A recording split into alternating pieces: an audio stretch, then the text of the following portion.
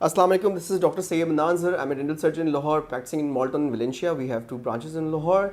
आज का हमारा टॉपिक है पेरिकोर्नाइटिस, यानी कि अगर आम तौर पे अगर देखा जाए जिस तरह अकल की दाढ़ का दर्द शुरू हो जाता है पेशेंट्स को, या उनकी दाढ़ में तकलीफ़, अकल की विजडम टूथ में जो पेन, आम तौर पे पेशेंट को पेन की कंप्लेन होती है, उसका ट्रीटमेंट और उसकी वजह हम डिस्कस करेंगे।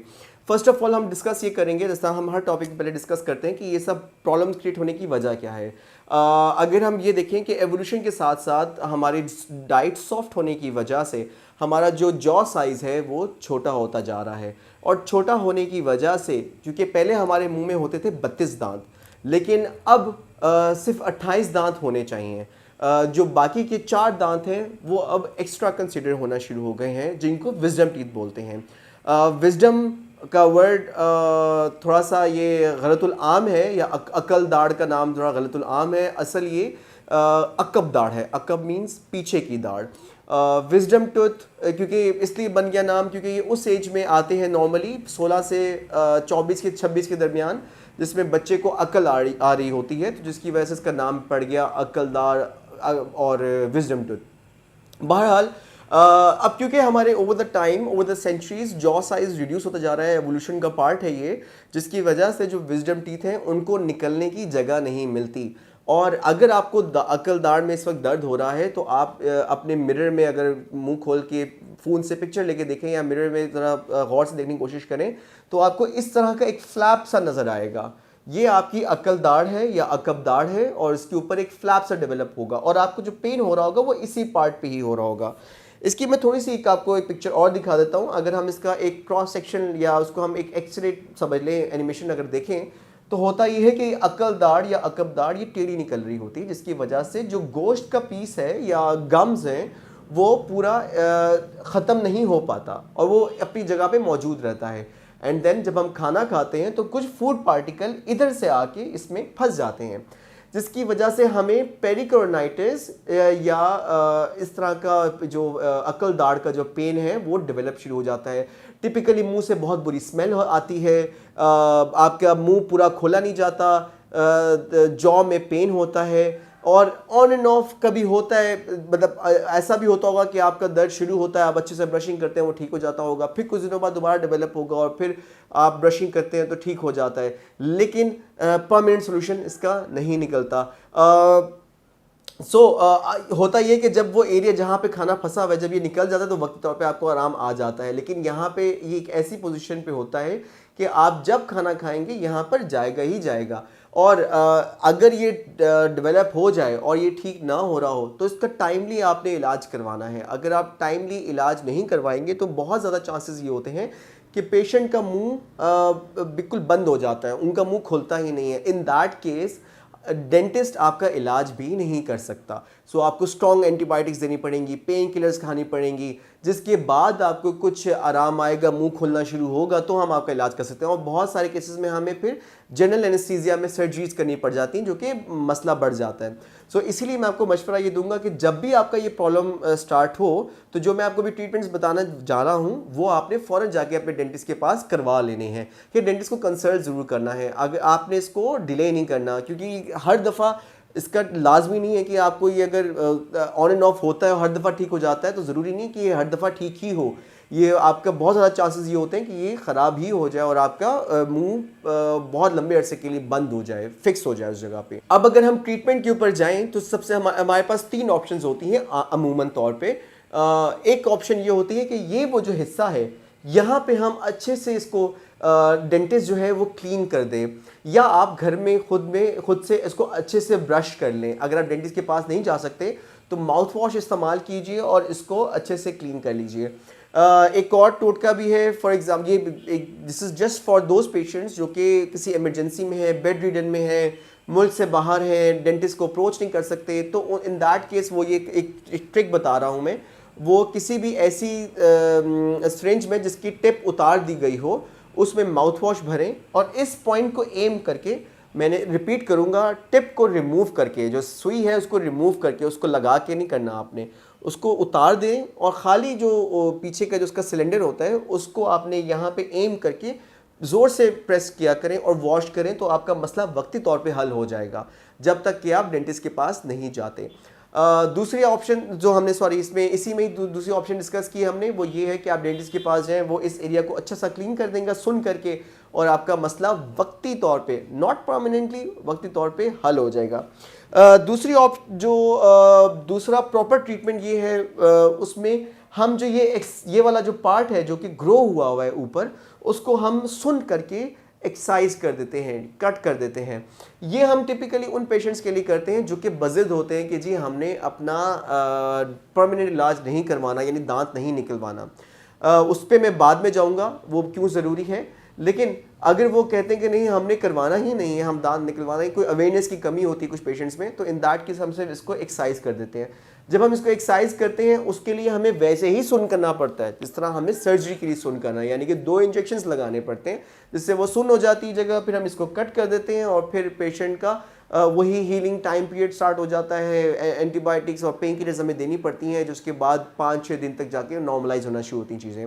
सो ये मुझे पसंद तो नहीं है ये ऑप्शन, लेकिन ऑप्शन ज़रूर है। अगर हम इसके मुकम्मल और सही इलाज की बात करें तो इन दैट केस जिसमें पेशेंट का दांत अपनी जगह पे सही नहीं निकला हुआ, तो हमारे पास जो बेस्ट सोल्यूशन है वो ये है कि फॉर एग्जांपल इस पेशेंट का ये अक्ल दाढ़ जो है या अकब दाढ़ वो टेढ़ी निकल रही है, जिसमें आपको नज़र आ रहा है, उसकी टेढ़े निकलने की वजह से यहाँ खाना फंस रहा है और फिर गम का या मसूड़े का इन्फेक्शन हो रहा है, जिस तरह से आपको इस वीडियो में दिखा रहे हैं।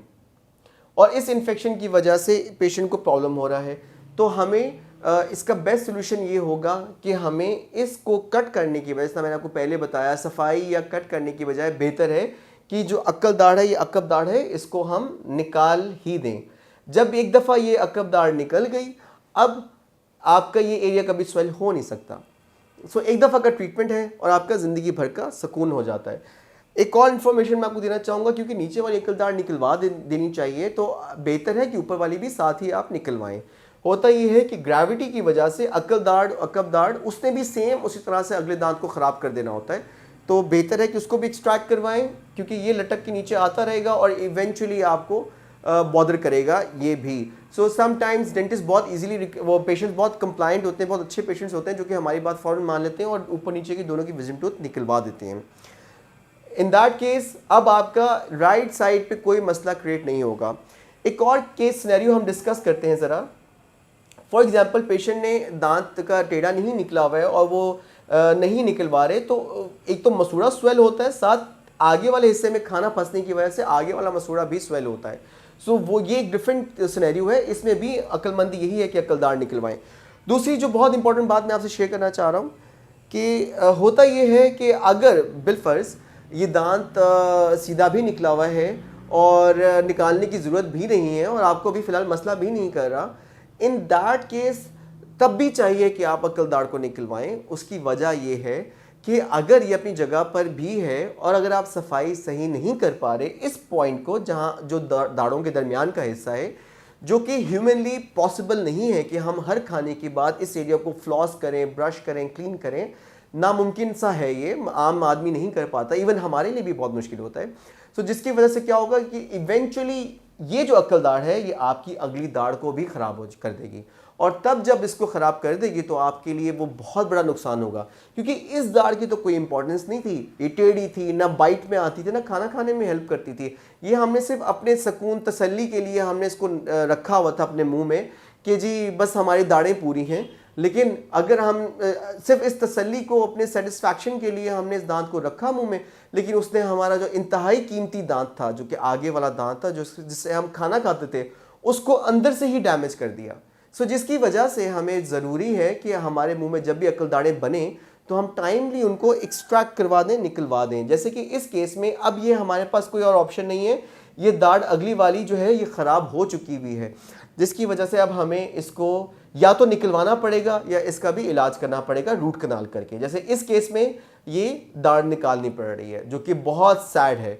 अगर ये एक दाढ़ निकल जाती है तो हमारी समझ लें कि हमारी 2 दांतों में से एक दांत निकल गया खाना खाने के लिए, और जब यहाँ से दांत नहीं रहा तो ऊपर वाला दांत फिर यही साइकिल स्टार्ट हो जाएगा, इसके ऊपर वाला दांत लटक के नीचे आ जाएगा और वो फिर आगे वाले दांत को ख़राब कर देगा।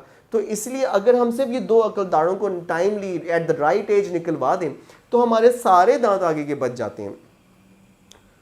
अब निकलवाने का जो प्रोसीजर है वो हम थोड़ा सा आपसे, ये जिस तरह ये दिखाया है वही बात मैं जो बता रहा था कि अब ये भी निकलवा दें तो ऊपर वाला दांत फिर इधर का भी ख़राब हो जाएगा। सो इसलिए निकलवाना ज़रूरी है। अब मैं जो आपको एक वीडियो दिखाने लगा हूँ उसका पार्ट, वो इसमें वो प्रोसीजर है जिस तरह से अमूमी तौर पे दांत निकाला जाता है अक्ल दाढ़। अगर आपको थोड़ा सा स्केरी लगे तो आप बेशक वीडियो को यहीं पे पॉज कर दें या स्किप कर दें या क्लोज कर दें। वैसे तो इतना स्केरी नहीं है, लेकिन आई जस्ट वॉन्ट कि आपको इन्फॉर्म्ड हो। ये बिल्कुल पेनलेस प्रोसीजर है, दिखने में थोड़ा स्केरी लग सकता है लेकिन ये बिल्कुल पेनलेस है, कोई प्रॉब्लम नहीं होता। बाद में भी आपने सिर्फ इंस्ट्रक्शंस फॉलो करनी होती है जिसकी वजह से आपको कोई इशू नहीं होगा। So just follow those instructions जो आपको डेंटिस्ट देता है। लेकिन this is the procedure, this is for information only, आपको डराना मकसद नहीं है। So this is the procedure. First of all जो गम का हिस्सा जो कि ओवर ग्रो हुआ होता है, सबसे पहले हम उस गम के हिस्से को हम ओपन करते हैं। जैसे यहाँ पे हम इसको ओपन कर रहे हैं एंड देन हम ये जो बोन जो कि जिसने हड्डी दांत को फंसाया हुआ होता है उसको हम थोड़ा क्लीन करते हैं एंड देन समटाइम्स हम टूथ को स्प्लिट करते हैं। ये मैं बहुत एक स्वे केस की बात कर रहा हूँ, टिपिकली ऐसा नहीं होता लेकिन स्वे केस का हम डिस्कस कर रहे हैं। हम टूथ को स्प्लिट करते हैं and then piece by piece उसको एक्सट्रैक्ट कर देते हैं। और समटाइम्स हम इसमें कुछ ऐसी मेडिसिन रखते हैं इस जगह पे जहाँ से दांत निकला है, क्योंकि ये हमारा एक जोड़ है, जोड़ नहीं मतलब एक एंगल है ये, जिसकी वजह से हम जब खाना खाते तो यहाँ पे बहुत ज़्यादा फोर्स लगती है। सो अच्छी बात ये है कि इसके अंदर एक मेडिसिन होती है, मेडिसिन समझें या बोन ग्राफ्ट समझें, आर्टिफिशियल हड्डी समझें, हम ये रख दें। वैसे तो लाजमी नहीं है, ओवर द सेंचुरीज इसके बिना ही काम होता रहा है, लेकिन बेहतर है कि हम ये दवाई रख दें अंदर, जिससे वो बोन बहुत अच्छी फॉर्म बन होती है, जल्दी फॉर्म होती है और फ्यूचर में आपकी प्रॉब्लम्स जो हैं वो क्या कहते हैं, प्रॉब्लम्स तो नहीं होते लेकिन फ्यूचर में आपकी बोन जो है ना, जितना टाइम लगता है हीलिंग में उससे कम लगेगा। सो अगर आप ये रखवा लें तो अच्छा है। हम इसको रख देते हैं और उसके बाद हम उसको सूचर कर देते हैं, यानी टांका लगा देते हैं। लेकिन ये सब पेनलेस है, this is for the information only. ये बिल्कुल पेनलेस प्रोसीजर है और कोई प्रॉब्लम नहीं होता, बाद में भी टिपिकली कोई प्रॉब्लम नहीं होता, सिवाय कुछ इश्यूज़ के जो कि हो सकते हैं, लाजमी नहीं सबको हों लेकिन हो सकते हैं, और वो नॉर्मल है। ऑप्शन नंबर 1 जिसमें हमारे क्या कहते, सॉरी ऑप्शंस नहीं, प्रॉब्लम नंबर 1 कि हमारी सुबह जब अगले दिन हम सो के उठेंगे तो हमें थोड़ी सी स्वेलिंग हो सकती है और वो बिल्कुल नॉर्मल है। जैसे कहीं भी कुछ चोट लग जाए तो वो एरिया थोड़ा स्वेल अप हो जाता है, इस तरह से आप बॉडी इसको एक चोट समझती है और उसको थोड़ा सा स्वेल कर देती है उस एरिया को, जो कि over a week settle down होना शुरू हो जाता है। सेकेंड प्रॉब्लम जो हो सकती है कि आपको थोड़ा सा लिमिटेड माउथ ओपनिंग, जैसे अभी आपका मुंह 3 या 4 फिंगर्स खुलता है तो 3 या 2 फिंगर्स खुलना शुरू हो जाएगा, जो कि अगेन बिल्कुल नॉर्मल है।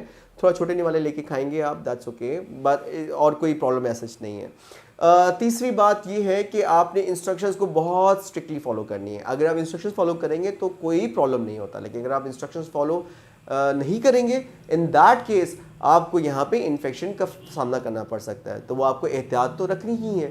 And this is the whole procedure. I hope आपको हमारी वीडियो पसंद आई हो और मैंने सारी जो एस्पेक्ट्स हैं उसको आपको ईजिली अंडरस्टैंडेबल भी कर दी हो। कोई भी क्वेश्चन हो आपका प्लीज़ नीचे कमेंट कीजिए, तो I will try my best कि मैं आपको उन सारी क्वेश्चंस का आंसर दे सकूँ।